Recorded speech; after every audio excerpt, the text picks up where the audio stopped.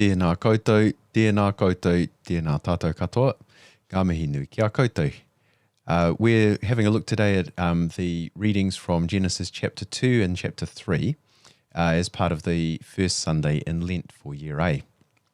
I'm going to say something very briefly about the structure of Genesis, then I'll say something about what's going on in these verses, and then we'll think briefly about how we can connect with our audience and also how we can then connect people as well to the Lord Jesus Christ.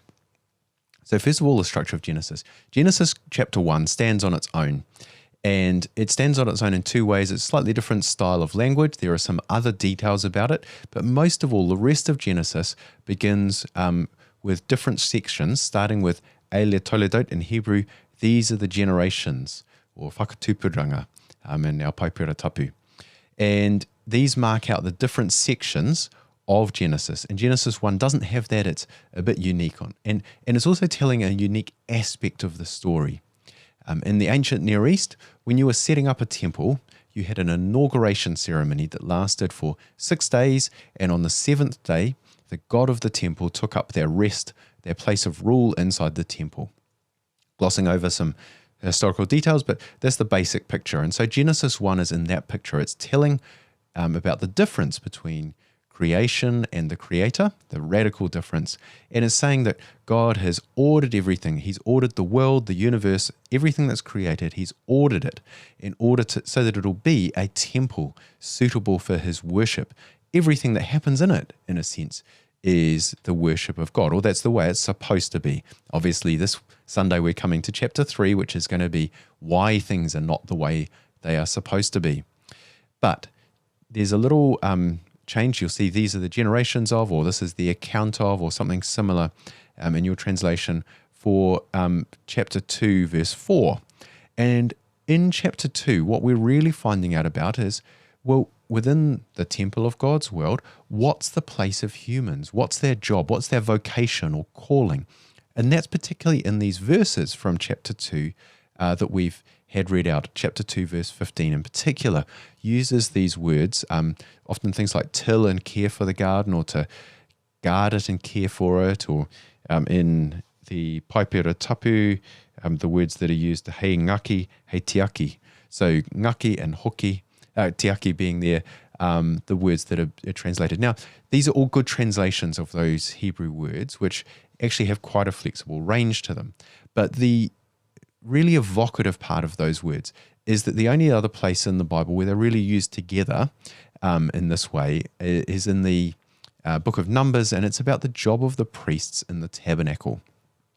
And so what it reminds us is that this is the world is a temple for God's worship, and the vocation, the task of humanity is to be priests within it. Not only priests, because they're also to be other things as well, but this is very significant, that we're to worship God. We're the people who carry out God's worship in God's world. Now, that does, of course, mean it includes the kind of worship that we carry out on Sunday with our karakia, but it also means that everything that humans do, in theory, has the potential to be an act of worship and of caring for or guarding God's creation, God's temple. And so the world, in the view of Genesis chapter 1 and Genesis chapter 2, is a place that's meant to be suitable for worship. The people doing the worship on the whole here are the humans. They're the kaitiaki of the world, as human beings. Now, Genesis chapter 3 then is painting the contrast between humans doing what they're supposed to do and humans not doing what they're supposed to do. So our vocation is to be kaitiaki. The story of Genesis 3 is that we've been bad kaitiaki. So it's possible to be good or bad in our exercise of this. We can live in God's world as good worshippers, or we can live in God's world as bad worshippers. And the difference between them is not found in wisdom, but it's found in God's commands. Now, to flesh this out a bit more, I just want you to think about wisdom. In the scriptures, wisdom is how we live in God's good world in ways that makes life go well. So an example might be, if you work hard, you'll end up wealthy. Now, this is not always true, but it's not a bad rule of thumb for how things go. And so a lot of the book of Proverbs, for example, tells us here's some ways that life can go well for you, largely as an individual or perhaps as a ruler, and within God's world. So it's not a secular text, but it's saying within God's world, here's how life can normally go well. If you work hard, you'll get money. If you sleep all day, you'll be poor, and so on and so forth. But the Bible also has a number of places where it kind of gives the impression that wisdom can lead us into places that we ought not to go as human beings. It might lead us to break God's commands or to mistreat other people as well. So think about a couple of examples here. Think of Solomon. Solomon is the archetypal wise king, but his desires overpower him, and he ends up consuming more than he ought to, and this leads him down a dark path. And so there's no sort of criticism, I guess, of his wisdom. He is said to be extremely wise, but he also breaks God's commands, and he also oppresses other people. So this is not ideal. And the story is told that way, I think, so that we're aware of it. And the book of Genesis also ends with a story of a very wise person who oppresses other people and breaks God's law. And that's the story of Joseph. Joseph, you might remember, gets Egypt ready for the famine, and that's a wise thing to do, storing up food ready for disaster. You might think about cyclone preparation. But there's a downside as well, because he does it by taking away all the property of the Egyptians, and then he takes away all their land, and then finally he takes away their freedom. And in doing so, later on in God's law, we find those are the very things God prohibits. We're not to strip, especially poor people, of their possessions. We're not to take ancestral land away. Ancestral land is to be inalienable in Israel. And we're very much not supposed to take away people's freedom. At least in the Old Testament law, there's concessions there. But the idea is this is not a permanent state. And so Joseph, who's very wise, does all the things there that God prohibits in his law. And so we get this picture that wisdom isn't necessarily the be-all and end-all of human existence. In fact, it can lead us down bad ways as well. And the same is true here in Genesis chapter 2 and Genesis chapter 3.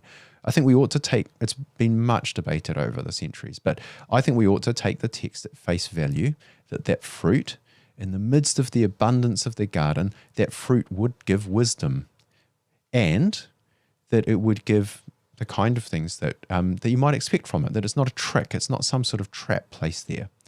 But nevertheless, that to do so, to pursue, in a sense, wisdom, has a couple of problems. One is simply that God has forbidden it. And so there's an interaction here between wisdom and law. God prohibits certain things that might seem good to us. And our task as humans, part of our vocation of being good priests, good kaitiaki in God's world, is to obey God's commandments, even when we don't actually want to. But there's another aspect of it as well, I think, which is it's setting out here that there are limits to humanity, that we're mortal and God is not, and we ought to be humarie and not whakahi, and not place ourselves in a situation where we act without restraint. So I think this is the key virtue here that is being held out. It's not just the negative thing of don't disobey God, but that a good thing for humans to do, a good way for us to act, is to be restrained in the presence of abundance. Come back to this when we think about how we actually preach this. But I just want you to hold on to that. That's the human vocation. As part of our human vocation is to be restrained in God's good creation, not to take everything. Now, Genesis chapter 3 then tells the story of humans breaking God's command and overstepping the bounds of humanity in God's good world. And I think it's not so much a sense of the corruption being a genetic thing, but simply that this story is one that then has been retold in every generation and in every human being except one. We'll come back to that. So then in terms of how do we engage with people, well, I think there are ways in which, particularly in preaching in a Maori setting, or even if I dare say this for our tuakana from the Pacific, in a Pacific setting, there are aspects of this that I think will resonate. So the idea that we ought to be kaitiaki, as long as we understand that it's humans who are the kaitiaki really, is one that's widespread. And the idea, I think, too, of restraint in the presence of abundance. Once this land was one where it was not hard to get food, where there were plenty of fish. And part of that, I think, comes from this idea of being restrained. And in certain ways, that's easier to see in our Maori culture than it is in modern Western culture, which sometimes sees the creation as something just to be used and to extract as much as possible from forever. There are ways, though, I think, in which modern Western culture can also reflect some of this in ways that are less evident in a Maori setting too. For example, the idea that human beings are made here to grow the world and actually to build it. That's when we get to the end of Revelation, that's the story of a city. God dwells in a city, not in a garden. And so we're supposed to be transforming the world. And there are aspects of that, I think, seen in all human cultures, but perhaps more clearly in some than in others. All of these things go together, though, because the story of Genesis 3 is the story of the way all human beings and all human cultures have, to some degree or another, or in certain aspects or certain other aspects, depending on which culture you're looking at, have forgotten the wholeness of the human vocation. And so our vocation as Maori is, first of all, to be human. We are to tend and keep the garden. We are to be the kaitiaki in the sense of preserving things, but we're also to be the kaitiaki in the sense of growing something wonderful for God to one day take up residence in again.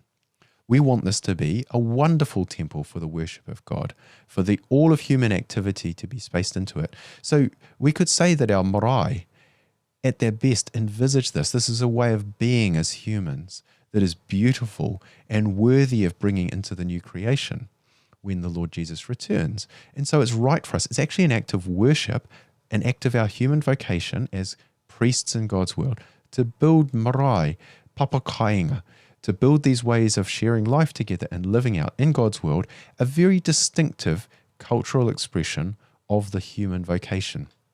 So do you get the tension there? It's not so much that one culture dominates another and is seen more clearly, but that in the diversity of human culture and creativity, as long as we understand that our human vocation actually comes from God's instruction to humanity and not from within our culture, then the differences of our cultures can be something beautiful to be appreciated and brought out. So I think that's one way of connecting this story. I think another is that we ought to be open to seeing those ways in which each of our cultures falls short of this human vocation. In other words, that we ought to see there are ways in which in our cultures that human beings are tempted to act without restraint in the prospect of abundance and are tempted to break God's commands. And in different cultures, different commands of God will be valued and different commands of God will be seen as annoying constraints on how we can live life to the full, how life can go well for us. Now, I'll leave it up to you in your preaching to figure out which of those relate into your cultural setting.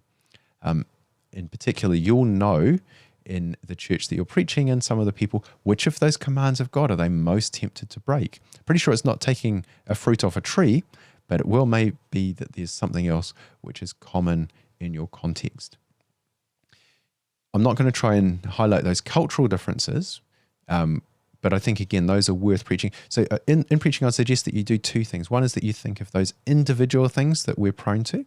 And then secondly, you think about the way that our vocation as humans in our cultural context has been eroded, that we don't live up to that vocation in our own culture. So both to highlight the value and the beauty in, for example, in our Maori culture, and also then to think about those ways in which our culture has tended away from this vocation of God. And then my encouragement is that you land this. I've already alluded to the way the story ends. Our task as humans is to build out of the garden, to build the city, which will be the end of the story. In other words, a place that's full of human beings. There's an idea of multiplication. It doesn't mean it has to be a horrible city just made of concrete with no gardens. What it means is cities are images that there are a lot of people, that God's world is filled. And of course, this is, when you think about it as a temple, this is right. God's world will be filled with humans, God's priests, worshipping him in our daily lives and in our karakia. And so when we want to see what that looks like, we look most of all to the one human being who has never fallen away from that. That's Jesus Christ, God incarnate. And we look to him because that tells us what our future is. It gives us hope to live in the present, to be redemptive, to act in ways that honor the human vocation, And it also means that we trust that we have received, as those who follow Jesus Christ, the power to become more and more like him, to be better priests, better servants in the garden, better people helping to make this more and more a temple for God's worship. And there's a very particular way I just want to highlight, just to finish up here, that our wharekarakia, the one reason why they're important, and Tom Wright makes this point, is that just as in Israel there was first a tabernacle and then a temple that was a microcosm of the whole world. So, the world's messed up. We can't make the whole world right until Jesus returns. But what we could do is we could build some places within the world that are rightly ordered, that are places where God is truly worshipped. And that's what wharekarakia are. And at their best, that's what our marae could be as well, especially if they, for example, have a wharekarakia as part of it. So do you see what I mean here? There's a way of acting in the world that means we can paint a picture in particular places and communal settings that are foretastes of the change that will come to the whole world. Of course, we don't want to abandon the rest of the world. We continue to act for the breadth of the world, but a particularly Christian vocation is to create spaces, tapu places, that are tapu because they reflect what the whole world will one day be like. In other words, they give a chance for the coming kingdom of Jesus to break in the architecture, in the housing, in the way that we share life together of what the world will one day be like. We do that for the sake of the whole world, not to retreat from it, but so that gradually we can transform the whole world towards the transformation that Jesus will bring when he returns. So Jesus has retold the human story, lived out the human vocation totally, and when he returns, he will bring that to bear for all of us for all of eternity. Kia ora koutou.